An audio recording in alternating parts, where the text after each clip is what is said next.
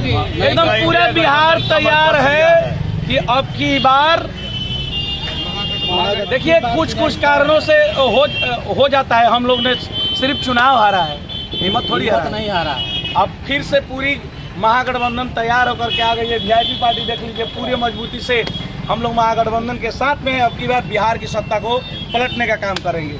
महागठबंधन में वो वीआईपी का बहुत बड़ा अहम योगदान रहेगा। बिना वीआईपी का ये सरकार बनने वाला भी नहीं है और निश्चित तौर पे 2025 में तेजस्वी यादव बिहार के मुख्यमंत्री और हमारे वीआईपी के सुप्रीमो सन ऑफ पला मुकेश सहनी डिप्टी सीएम बनेंगे, इसमें कोई शंका की बात नहीं है। और आज जैसे हालत हो गई है बिहार सरकार के मुख्यमंत्री की, आज कभी महिलाओं के प्रति अनर्गल बयान तो कभी राष्ट्रगान के साथ अपमानजनक बयान, ये सब कहीं उनके लिए अच्छा संकेत नहीं है। और बिहार में निश्चित तौर पे महागठबंधन की सरकार बनेगी और वीआईपी का बहुत बड़ा योगदान रहेगा। देश में खराब इमेज जा रहा है, हमारे प्रदेश का इमेज पूरे देश में खराब जा रहा है। सिर्फ ये बिहार की बात ही नहीं रह गई है। नीतीश कुमार को पूरे देश के लोग भी देखते हैं और बिहार का वो एक सबसे बड़े चीफ सुप्रीमो है, तो उनको इस तरह से देखा जाता है कि भाई कि हम किसी राज्य के चीफ मिनिस्टर हैं, उनकी बातों को हर कोई सुनता है, सिर्फ राज्य नहीं सुनता है। तो उनको कुछ भी बोलने से पहले एक बार ये सोच विचार करना चाहिए कि मैं किसके प्रति क्या स्टेटमेंट दे रहा हूँ।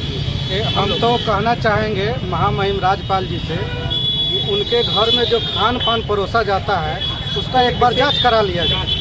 पता नहीं क्या खिलाकर उनको ले जाया जाता है, किसी सभा में अट के पट बोलते रहते हैं। अभी जो है राष्ट्रगान का जो अपमान किए, ये चिंताजनक विषय है।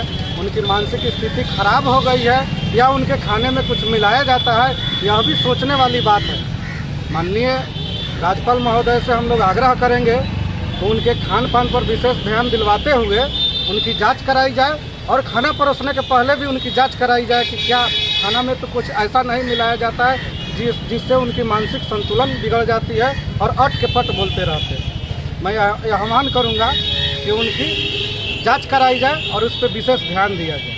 पता नहीं कि आप पी के जाते हैं कि खा के जाते हैं, जो इस तरह की मानसिकता झलक जाती है और एक बार नहीं बार बार इस तरह का हो रहा है, तो सोचने वाली बात है। और हमारे बिहार के वे चीफ मिनिस्टर भी है, तो इसलिए हम लोग को भी सोचने की ज़रूरत है कि हमारे मुख्यमंत्री को इस तरह की हालत में कैसे कोई छोड़ देगा। उनकी जांच निश्चित होनी चाहिए, या खान पान की हो या उनकी मानसिक स्थिति की हो।